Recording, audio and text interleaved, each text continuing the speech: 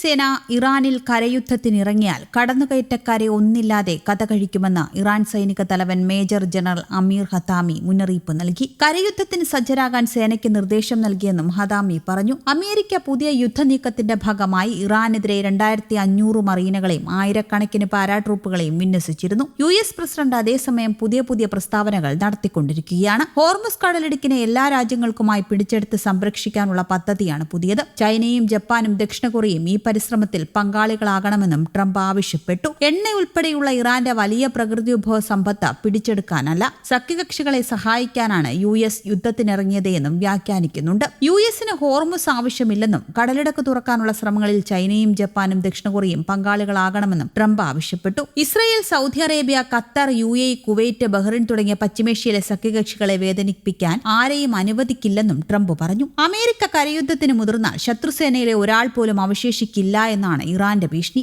American സൈനികരുടെ ചലനങ്ങൾ നിരീക്ഷിക്കുകയാണെന്നും American ആക്രമണം നേരിടാൻ ഇറാൻ സൈന്യം സജ്ജരാണെന്നും ഹതാമി വ്യക്തമാക്കി. വിവിധ ആർമി ഉദ്യോഗസ്ഥരുമായി ഹതാമി സംസാരിക്കുന്നതിന്റെ വീഡിയോയും പുറത്തെത്തിയിട്ടുണ്ട്. ഇറാൻ ദേശീയ മാധ്യമമാണ് വീഡിയോ പുറത്തുവിട്ടത്. കരയുദ്ധത്തിൽ US സൈന്യത്തെ നേരിടുക ഇറാനിലെ ജനങ്ങളായിരിക്കുമെന്നും ഇറാൻ പാർലമെന്റ് സ്പീക്കർ മുഹമ്മദ് ബാക്കർ ഗലീബാഹ് കഴിഞ്ഞ ദിവസം പറഞ്ഞിരുന്നു. 70 ലക്ഷം ജനങ്ങൾ ഇതിനകം തന്നെ US-നെതിരെ സജ്ജരായി കഴിഞ്ഞു. കരയുദ്ധം തുടങ്ങിയാൽ രാജ്യത്തെ സാധാരണ ജനങ്ങൾ ആയുധമെടുക്കും. ആയുധമേന്തി നിൽക്കുന്ന കുടുംബങ്ങളെയാണ് US കാണേണ്ടി വരികയെന്ന് ഗലീബാഫ് വ്യക്തമാക്കി. അമേരിക്കൻ പ്രസിഡന്റ് ഡൊണാൾഡ് ട്രംപ് നടത്തിയ വാർത്താസമ്മേളനം കരയുദ്ധ സാഹചര്യം ഒരുങ്ങുന്നുവെന്ന സൂചന നൽകുന്നതാണ്. ഇറാൻ കരയുദ്ധത്തിന് സജ്ജമാകുകയാണെന്നും റിപ്പോർട്ടുകൾ സൂചിപ്പിക്കുന്നു. ഇറാൻ സൈനിക മേധാവി വിവിധ സൈനിക നേതൃത്വങ്ങൾക്ക് പ്രാഥമികമായ നിർദ്ദേശം നൽകി കഴിഞ്ഞു. ഇറാൻ മണ്ണിലെത്തുന്ന ഒരൊറ്റ അമേരിക്കൻ സൈനികനും ജീവനോടെ മടങ്ങില്ലെന്നും സൈനിക മേധാവി പ്രസ്താവിച്ചു. പേർഷ്യൻ കടലിലെ സ്രാവുകൾക്ക് തീറ്റയായി US സൈനികർ മാറുമെന്ന് കഴിഞ്ഞ ദിവസം ഇറാൻ സൈനിക മേധാവി പ്രഖ്യാപിച്ചിരുന്നു. ഇറാൻ സൈനിക കമാൻഡർ ഇൻ ചീഫ് ഉന്നതതല യോഗം വിളിച്ചു ചേർത്തതായി അന്താരാഷ്ട്ര മാധ്യമങ്ങളും റിപ്പോർട്ട് ചെയ്യുന്നു. ഇറാൻ സൈന്യം എത്രത്തോളം യുദ്ധസജ്ജമാണെന്ന് വിലയിരുത്തുകയായിരുന്നു ലക്ഷ്യം. യുദ്ധം രൂക്ഷമാകുന്ന സ്ഥിതി സംജാതമായതോടെ പശ്ചിമേഷ്യയിൽ വലിയ ആശങ്കയ്ക്ക് വഴി തുറന്നിരിക്കുകയാണ്.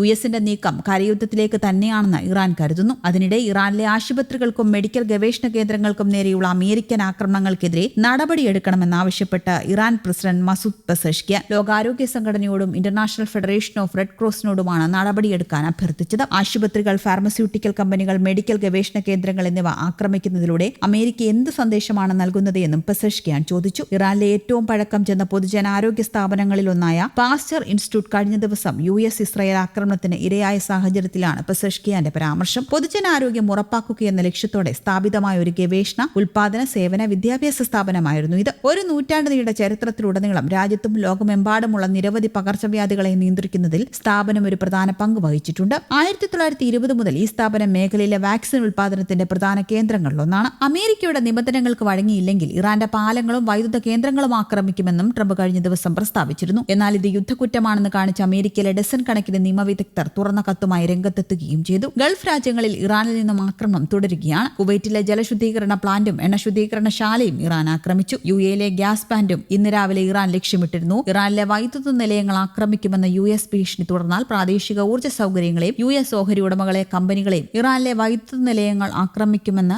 US ഭീഷണി തുടർന്നാൽ പ്രാദേശിക ഊർജ്ജ സൗകര്യങ്ങളെയും US ഓഹരി ഉടമകളുള്ള കമ്പനികളെയും ആക്രമിക്കുമെന്നും ഇറാൻ സൈനിക വക്താവ് മുന്നറിയിപ്പ് നൽകി. അതിനിടെ പശ്ചിമേഷ്യയിൽ യുദ്ധം കടുക്കുന്നതിനിടെ അമേരിക്കയുടെ F-35 സ്റ്റെൽത്ത് യുദ്ധവിമാനം വെടിവെച്ചിട്ടതായി ഇറാൻ. മധ്യ ഇറാനിലെ ആകാശപരിധിയിൽ വെച്ച് വിമാനം തകർത്തതായി ഇസ്ലാമിക് റവല്യൂഷണറി ഗാർഡ് കോർപ്സിനെ ഉദ്ധരിച്ച് ഇറാനിയൻ വാർത്താ ഏജൻസികൾ റിപ്പോർട്ട് ചെയ്തു. രണ്ടാഴ്ചയ്ക്കിടെ ഇത് 2ാം തവണയാണ് അമേരിക്കയുടെ അത്യാധുനിക യുദ്ധവിമാനം തകർത്തതായി ഇറാൻ അവകാശപ്പെടുന്നത്. News desk, Kerala Kaumudi.